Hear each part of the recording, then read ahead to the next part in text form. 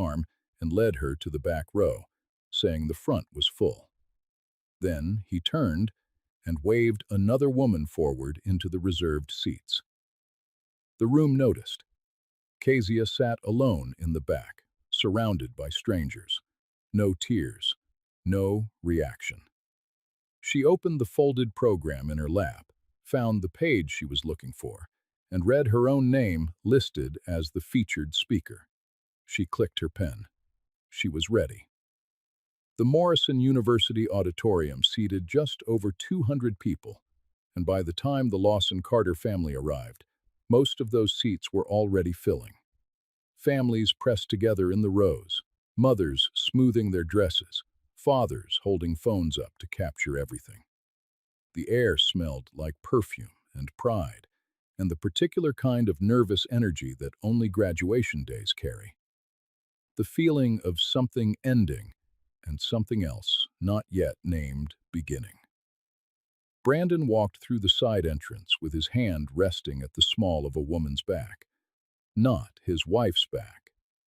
He had been steering Kezia through the lobby with 2 fingers at her elbow. The way a man moves furniture he is no longer interested in, talking over his shoulder the whole time to someone else, his voice easy and social, his body angled away. He was dressed sharp, gray suit, fresh line along his jaw, shoes that caught the lobby light. He looked like a man who had made a decision and felt good about having made it.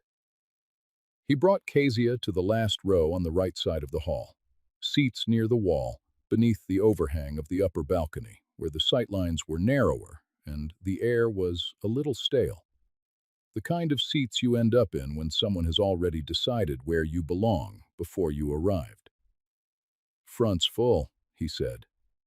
He didn't look at her when he said it. He was already turning back the way he came.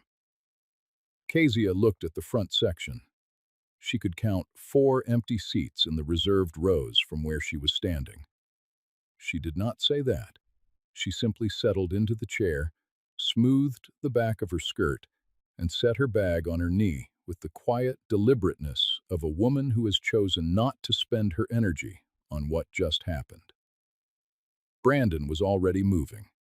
He raised one hand toward the entrance, and the woman in the white blazer, the one he had been steering through the lobby with the warmth he had stopped showing his wife somewhere around year 15 of their marriage, lifted her chin and walked forward. She moved like someone accustomed to being watched, heels measured, chin tilted, the particular posture of a woman who believes she has already won the thing she is still in the middle of taking. Her name was Yvette.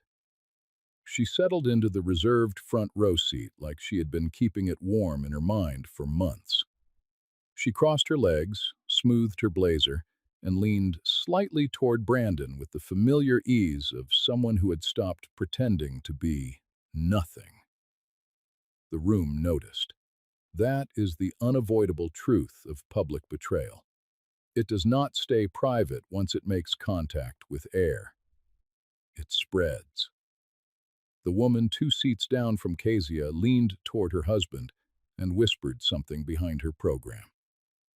A man in the middle section looked from the front row to the back row, and then pressed his lips together and said nothing because there was nothing polite to say. A faculty member near the side aisle caught Kezia's eye for 1 second, just one, and looked away quickly, the way people look away from something that is not their pain, but is close enough to recognize. Everyone was waiting to see what Kezia would do. She did nothing that they expected. She opened the graduation program slowly, with the unhurried attention of someone who had been looking forward to reading it. She turned the pages carefully until she found what she was looking for near the back. Her expression did not shift. Her hands were steady. She reached into her bag and pulled out a leather journal, old, worn dark at the corners and along the spine from years of handling, and set it on her knee beside the open program. Then she clicked her pen, and she waited. Brandon had spent months making her invisible. He had no idea she had spent those same months preparing for this exact moment. They had met 23 years ago at a church cookout in Atlanta, the kind of afternoon event where everyone knows everyone, and the potato salad is a serious matter of reputation. Kezia was 26, finishing her master's degree in education policy, standing near the back fence in a yellow dress she had ironed twice that morning because she wanted to look like she had not tried too hard, even though she had. Brandon had been near the grill with a group of men, laughing at something loud and easy, and when he looked across the yard and found her standing alone, he walked over with the direct confidence of a man who has decided something and doesn't see any reason to delay. He was genuine back then. That was the thing she came back to sometimes. Not angrily, just honestly. He had been genuinely warm. He asked questions and remembered what she said. He showed up at places she mentioned she would be. He called when he said he would. They were married 18 months later in a small church that had no air conditioning in June, and both families crowded in anyway because the love in that room was real enough to make the discomfort seem beside the point. Jordan came 2 years after the wedding.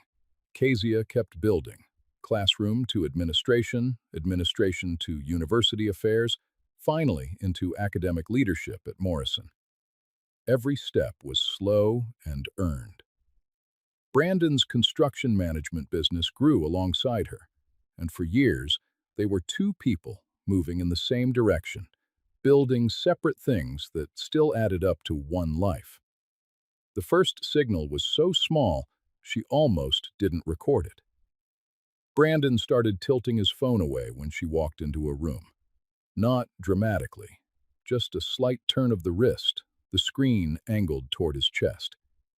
He had always been relaxed about his phone before. Left it on counters, handed it to her to look something up, set it face up on restaurant tables. The new habit was so subtle that a less observant woman might have attributed it to nothing. Kezia noticed it and said nothing and began watching more carefully.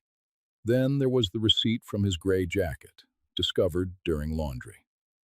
A restaurant downtown she had been asking to try for 2 years. The receipt was dated a Thursday when Brandon had told her he had a client dinner. It was for 2 people. There was wine. Then there was the name, Yvette.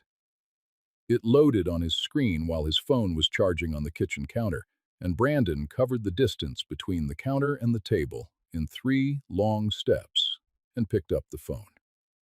But Kezia had already read the first line.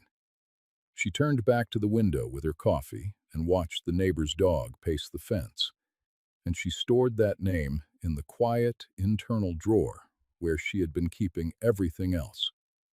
She began using the journal her mother had given her differently.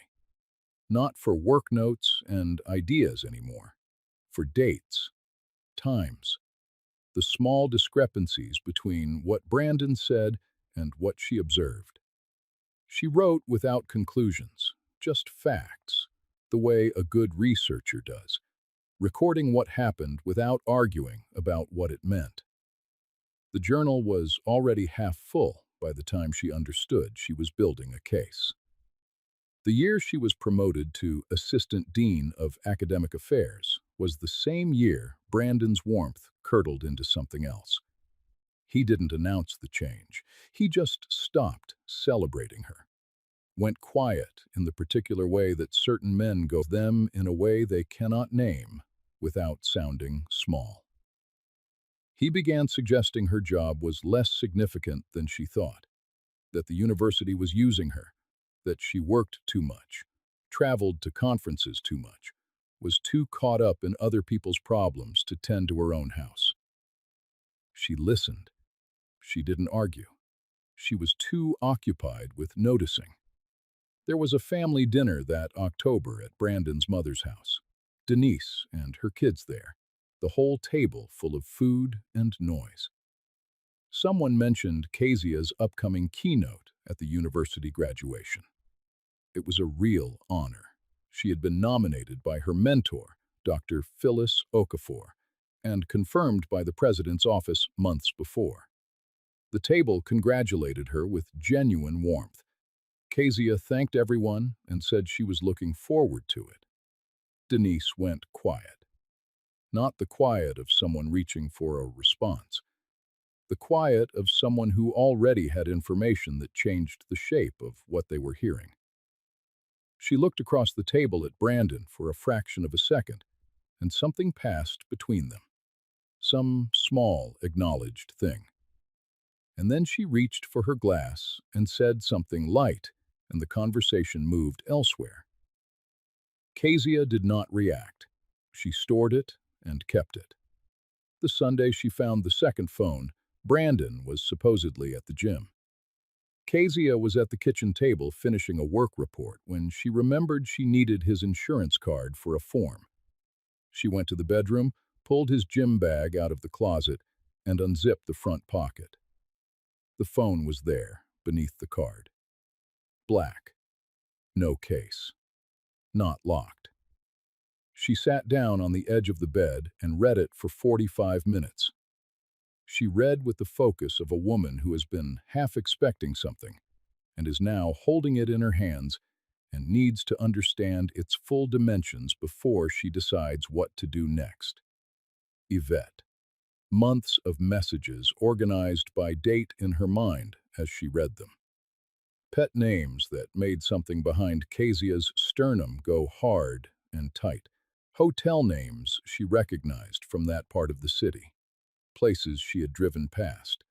Places she had looked at the fronts of and thought nothing. Plans built around the evenings when Brandon had told her he was working late. Evenings she had spent alone in this house, cooking for one person or eating at the kitchen table with her laptop open. 3 months ago, Yvette had asked in a message when things at home were going to change. Brandon had told her to be patient. He was handling it. Everything would shift after Jordan graduated.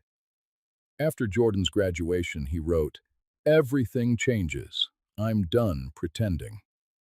Kezia read that line twice. She set the phone down on the comforter. She picked it back up. She read it a third time. Then she found the thread with Denise. It was all there, systematic and damning. Denise had known for more than a year. She had not simply known, she had participated.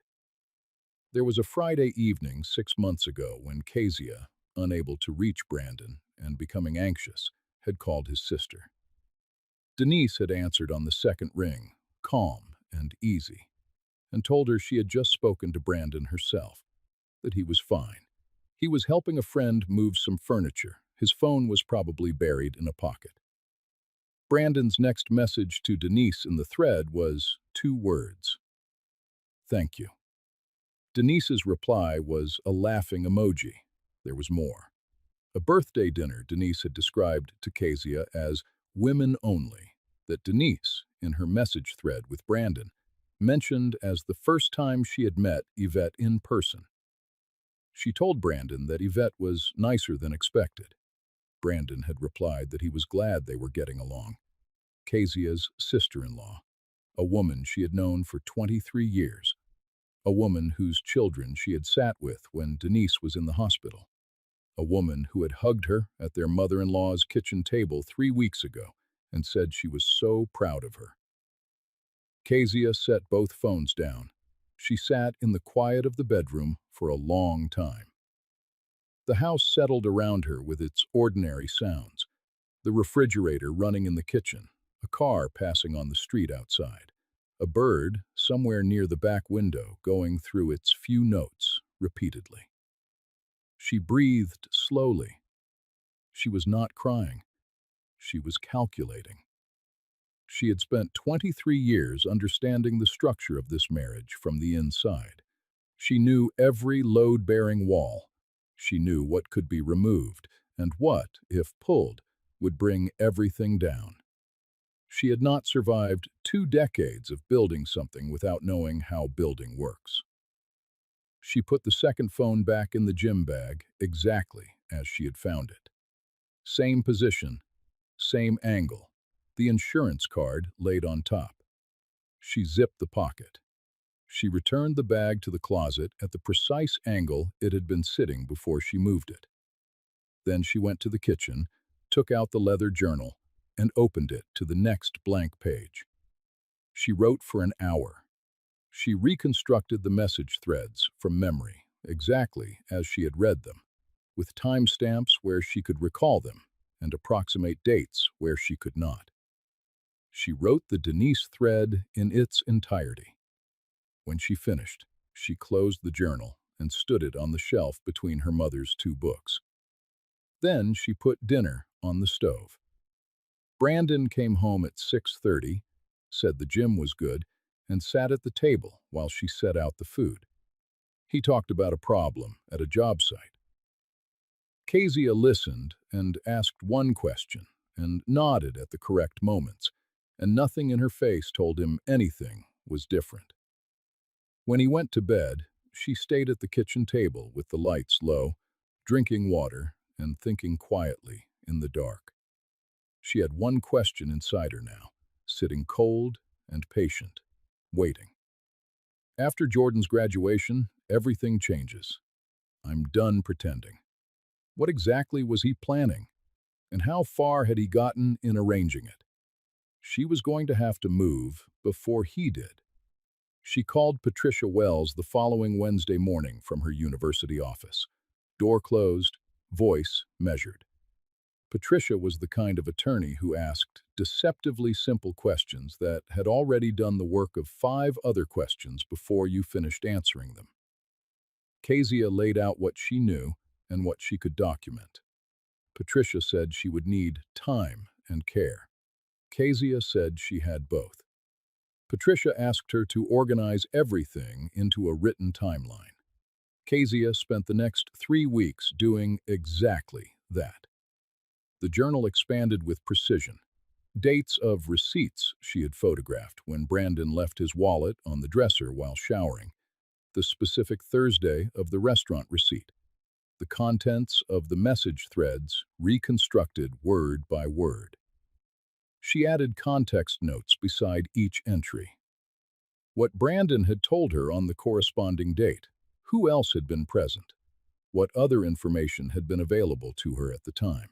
When she sent the document to Patricia, it was 17 pages and organized by chronological date. She changed nothing in her daily behavior. She cooked the same meals. She attended church on Sunday. She sat beside Brandon at Jordan's end-of-year event at the University Recreation Center and clapped when their son's name was called.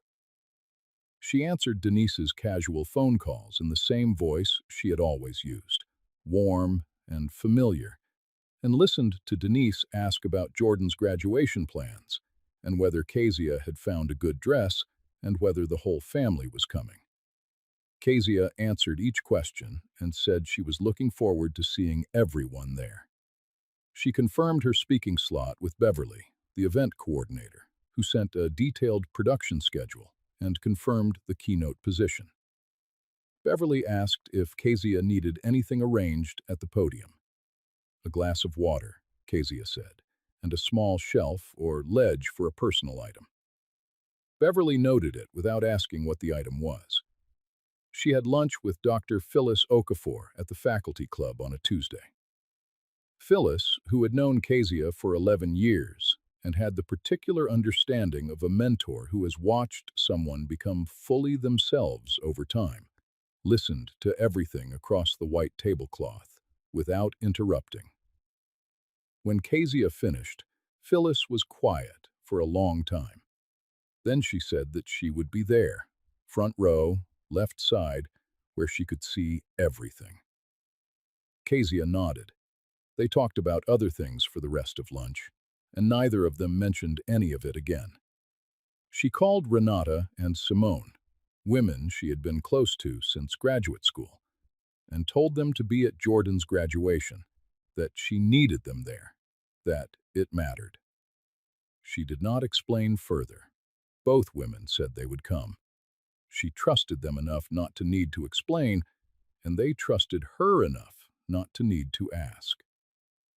Patricia confirmed that the divorce papers would be filed on the morning of the graduation.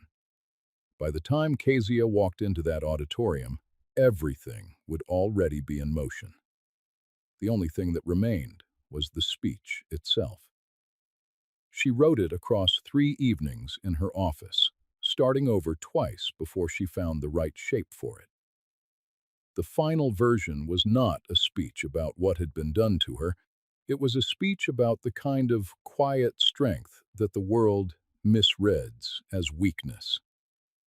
She pulled her mother's words from the journal and placed them at the center of it. Words she had read many times, but never spoken aloud in a room full of people. She practiced it, standing alone beside her desk at 9 in the evening, and when she reached the middle section, she had to stop and stand still for a moment until the feeling in her chest subsided enough to continue.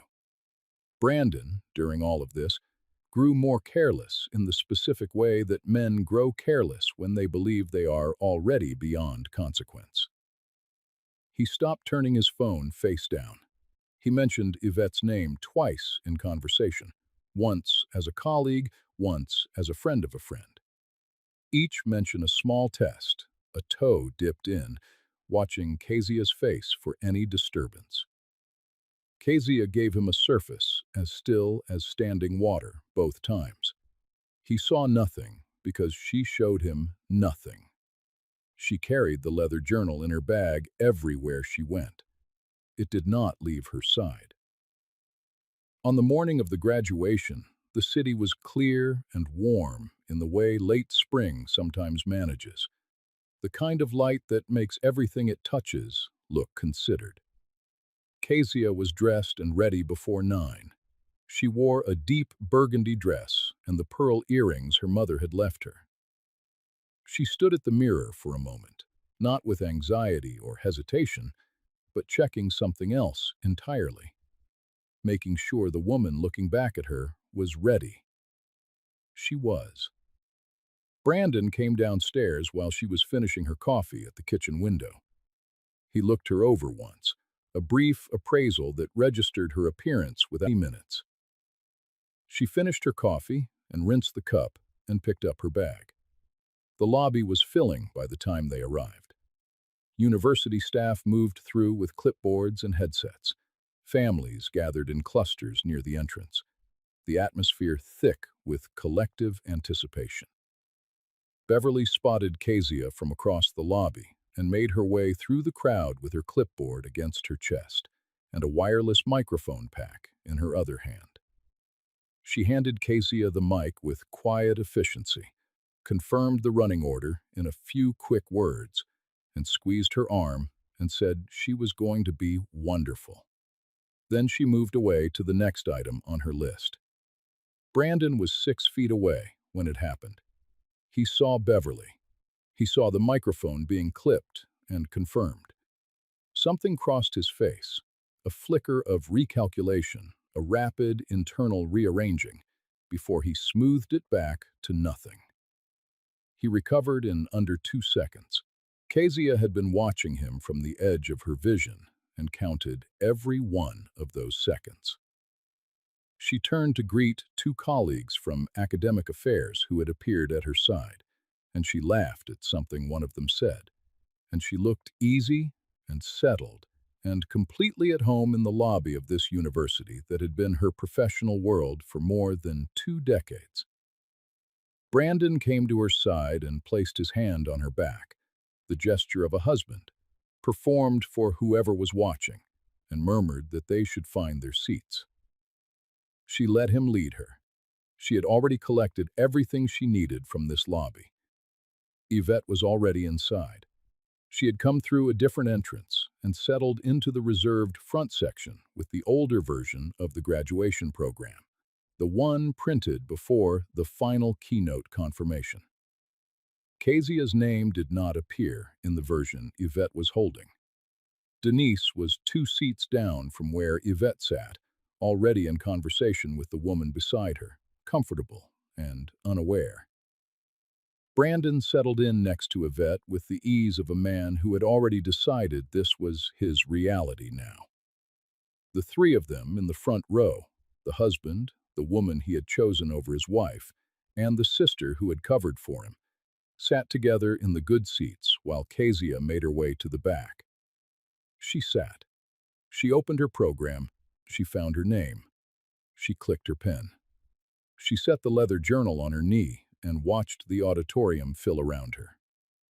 A faculty member from the arts department turned from 3 rows ahead and caught her eye and gave her one slow nod, the kind of nod that means, I know, and I see you, and I'm here.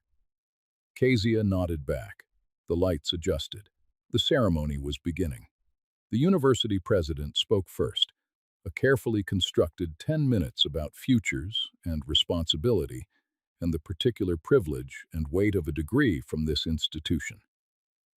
Then department heads, then class representatives, 2 students speaking on behalf of their graduating peers. The room was warm and full and paying the kind of attention that family celebrations draw. Not the rapt attention of something unexpected, but the contented attention of people watching something proceed exactly as it is supposed to. Then the dean of the College of Academic Affairs stepped to the podium. He said it was his particular honor to introduce the ceremony's featured keynote speaker. He spoke about her career with the specificity of someone who had read the document carefully and understood what he was describing. 22 years at Morrison, her work in academic equity policy, her research publications, her appointment to the President's Advisory Council, her current role as Assistant Dean of Academic Affairs. He said her name with the weight it deserved, Kezia Lawson Carter. The faculty section rose first, black gowns and colored hoods moving upward as one. Staff followed, then families, then students. The applause building as the room stood row by row until the entire auditorium was on its feet. The sound was real. The kind of sound a room makes when it is recognizing something genuine rather than simply being polite. Kezia stood up from the back row. She walked down the outside aisle toward the stage with the leather journal held in both hands in front of her, its worn cover catching the auditorium light. She did not look at the front row.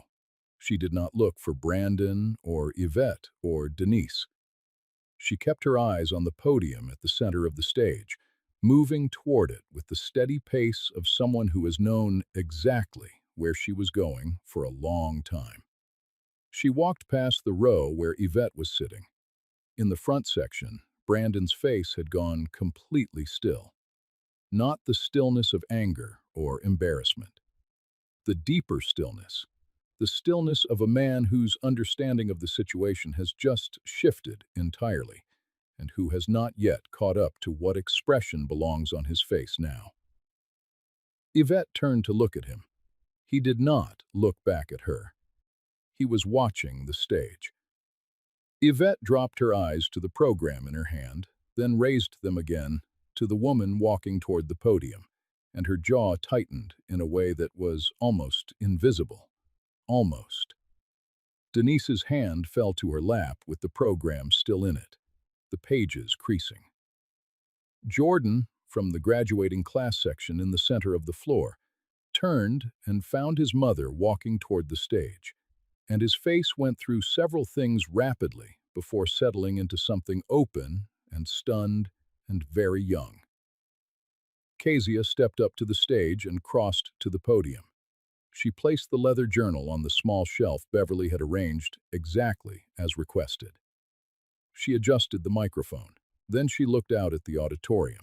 200 people, the faculty in their gowns, the families with their phones and their pride. Her son sitting in the middle of his graduating class with his cap slightly crooked and his eyes bright. And somewhere in the front row, a man she had been married to for 23 years, sitting still for the first time all day. She found his face for 1 second. Just one. Then she looked at the graduating students and began speaking. I want to talk to you today about silence, she said. Not the silence of defeat, not the silence of someone who has given up or been broken. I want to talk about the other kind, the silence of a woman who has decided to wait because she knows that what she is building cannot be rushed. The room settled into itself the way rooms settle when something real enters them. People lowered their phones. Parents stopped nudging each other. There is a kind of strength that the world misreads as weakness because it doesn't announce itself. It doesn't raise its voice. It doesn't explain itself to the room. It looks like patience. It looks like stillness. From the outside, to anyone watching without understanding, it looks like a woman who isn't reacting. She paused and let the pause do its work. But on the inside, she is working. A sound moved through the audience. Quiet, affirmative, the sound of recognition.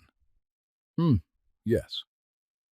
I have spent the last 2 years doing work that no one witnessed, documenting, preparing, getting everything into order, carefully, the way women learn to do things when they understand that the room is not yet ready to watch them do it openly. I did that work in silence, in private, without an audience. And I want every single one of you sitting in these seats today to understand something. The work you do in quiet, the work no one sees, the work you do in the early morning or the late night when everyone who is supposed to be supporting you has gone to sleep, that work is the most real work you will ever do. Do not let anyone convince you otherwise. In the front row, Yvette was no longer looking at the stage with any comfort. She was reading something in Kezia's posture, in the particular composure of this woman who had sat in the back row of this same auditorium an hour ago and had not flinched and had not cried and had not looked at the front section once. Yvette was beginning to understand the shape of what she was sitting inside. Brandon had not moved. His hands were clasped in his lap with a stillness that looked like control, but was its opposite. Kezia opened the leather journal on the podium shelf. She turned to the marked page, the slip of folded paper she had placed there weeks ago when she was rehearsing alone in her office. She did not look down at it immediately. She held it open and looked at the audience. "My mother gave me this journal," she said. "She used it herself, long before she gave it to me. She said that the truth deserves a witness, even when no one else is willing to stand up and be one. She kept records. She wrote things down. She told me, 'You write it down so that you never have to ask yourself later whether it really happened.' It happened. You were there. The record will speak for itself." She looked down at the journal. She wrote this. Her voice was even. A woman who knows her own worth does not rush to prove it. She simply lives inside it and waits for the room to catch up. She let that sit. 200 people, and not one of them filled the silence.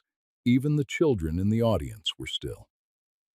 "Some of you will walk out of here today into a life that someone else has already decided to end," Kezia said.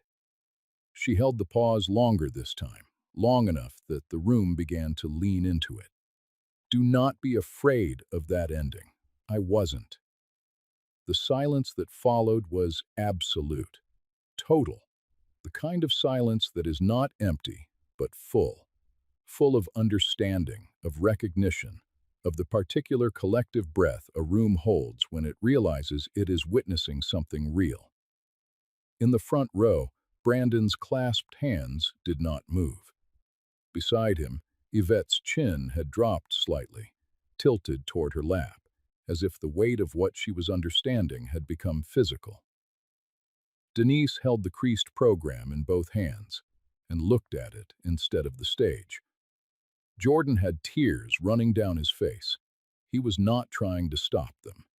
He was looking at his mother on that stage and understanding everything he had not known how to see before. The mornings, she moved quietly around the house. The evenings, she stayed up late at the kitchen table. The way she had sat in the back row today and not looked once toward the front section. He was understanding it all in one moment, the way revelation sometimes works, not gradually, but all at once, like a light coming on in a dark room. Kezia continued. She spoke to the graduates about the systems they would encounter that were designed to route them toward the back rows of their own lives. Not always loudly, not always obviously, but consistently, persistently, in the accumulated small moments of being underestimated and overlooked and undervalued by people who should have known better. She spoke about dignity, not the kind that needs witnesses, not the kind that performs itself for others, but the deep internal kind that a person carries alone and does not require anyone's acknowledgement to remain real. She told them that silence, deployed correctly, was not surrender. It was strategy. She told them that the most powerful thing they would ever do might look, from the outside, like nothing at all. When she was finished, she closed the journal with both hands. She stood at the podium for a moment without speaking. Then she looked out at the room one final time. She did not look at Brandon. The room came to its feet again, and this time the standing was immediate. No row by row hesitation, just the whole auditorium rising at once. The applause had emotion in it, the warm, complicated kind that is not just appreciation but recognition. The feeling of having seen something true. Somewhere in the third row, a woman was wiping her eyes. Phyllis Okafor, in the front left section, had both hands pressed together over her heart. Jordan was standing in the middle of his graduating class with tears still on his face and his hands together over his head. And the woman seated beside him was clapping without knowing why she had started crying. Except that the room was crying, and something in the room was worth it. Brandon did not stand. He sat in the front row of his son's graduation ceremony while the room stood around him, his hands still clasped in his lap, the face of a man whose plan has just been absorbed and redirected and returned to him in a shape he does not recognize. Yvette rose slowly after a moment. The way you rise when you need to look like you are part of something you have just realized you are not part of. Denise stood with her arms crossed over her chest, her program destroyed in her hands. Kezia stepped back from the podium, picked up the leather journal, and walked off the stage. He found her in the lobby after the ceremony, while families were still streaming out, and Jordan was somewhere inside being photographed with his classmates. Brandon came through the side door and stopped in front of her. He was controlled. Whatever he was feeling was being compressed behind the particular expression of a man who is aware of his audience and managing his visibility carefully. "You humiliated me," he said, low voice, tight jaw. Kezia looked at him with clear eyes and steady breath and the same calm she had carried into this building 3 hours ago from the back row and from the stage. "I gave a speech, Brandon," she said. "That's all I did." She picked up her bag and walked to where Renata and Simone were waiting near the entrance. Phyllis was beside them, her gown still on, standing with the solid certainty of a woman who has known exactly how this day would go. She put both arms around Kezia when she reached her and held her without saying anything. Kezia stood inside that for a moment. Then she straightened, and her friends closed around her and moved with her toward the exit. Jordan found her 10 minutes later in the bright afternoon outside. He held on for a long time.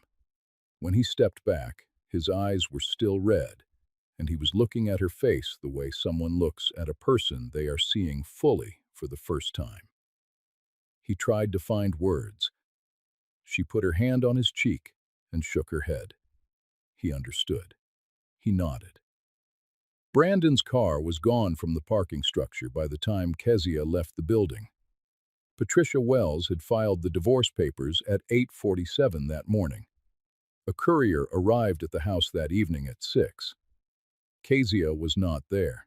She was at dinner with her 3 women at the restaurant she had been meaning to try for 2 years, and the food was every bit as good as she had imagined it would be. And they stayed at the table for 3 hours and talked about everything and nothing and laughed more than she had laughed in months. In the weeks that followed, the structure Brandon had built around his other life began dismantling itself without Kezia having to approach it. Yvette withdrew within days. She had watched a woman walk from the last row of a 200-seat auditorium to its stage, hold the entire room in perfect silence, and receive a standing ovation, while the man Yvette had been waiting for sat in the front row and did not stand up. Yvette understood the arithmetic of what she had gotten herself into. Brandon's calls went unanswered by the 3rd week. The professional erosion was quieter but thorough. Several contractors and clients who had given Brandon referrals over the years had been in that auditorium, or knew people who had. Nothing was said directly. Nothing needed to be. The story moved the way those stories move. Not like fire, but like water, finding the low places. Denise called once and left a voicemail that spent more time explaining than apologizing. The way apologies do when the person making them is still more concerned with being understood than with having caused harm. Kezia sat in her car in a parking lot and listened to the whole message without moving. She sat with it for a moment after it ended, not because she was deciding whether to forgive, but because she was making sure she felt what she actually felt, and not what she thought she should feel. Then she texted back 3 hours later. One line. "I hope you were worth it" to him. She did not answer Denise's next call. She did not answer the one after that. Brandon tried twice in those first weeks. Both times, Kezia let the phone ring and felt no particular thing about it. Not anger, not satisfaction, just a quiet absence where something she had been carrying for a very long time had used to sit. His 3rd attempt came through Patricia's office. Patricia replied on her behalf. 6 months later, Kezia's kitchen table looked out through a different window at a different street. The new apartment was smaller than the house, but lighter, more morning sun, a porch off the living room where she had placed a chair and a small table, just the right size for a cup of coffee, and nothing else. She had arranged it simply. She had not tried to fill it. It was a Saturday morning. She was sitting at the kitchen table with her coffee cooling beside her, the leather journal open in her hands. She was not writing in it. She was reading back through it, turning the pages carefully, the way you handle something that has done its work and can rest now.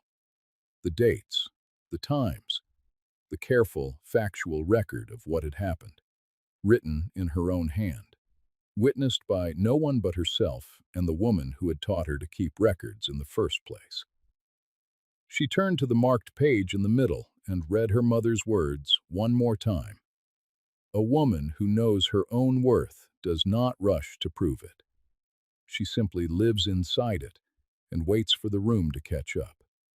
She held that for a long time, long enough to feel the full weight of it and also the full truth of it. And then she closed the journal. She got up and walked to the shelf between her mother's 2 books. She stood the journal there in the space she had cleared for it. She stepped back and looked at it the way you look at something that has completed the task it was made to do. Then she moved to the window and stood in the morning light, with the rest of her coffee. Jordan called while she was standing there. He was 3 weeks into his first job, calling from his lunch break, wanting to know if she was free for dinner next week. She said yes. He said he had been thinking about her speech. She asked what he had been thinking. He said he was just proud of her. She told him she had been proud of him first. He laughed, his real laugh, the one that had been his since he was small, and they talked for 10 minutes. After she hung up, she stood at the window and finished her coffee and let the morning move around her at whatever speed it chose. She was not rushing anywhere. There was nowhere she needed to be that she was not already. Some women spend years being made to feel like they belong in the back row. But dignity does not need a front seat. It just needs time and patience and one moment in front of everybody to speak. If Kezia's story moved you, if you know someone who has ever been pushed to the back with them, and stay with us, because there are more women like Kezia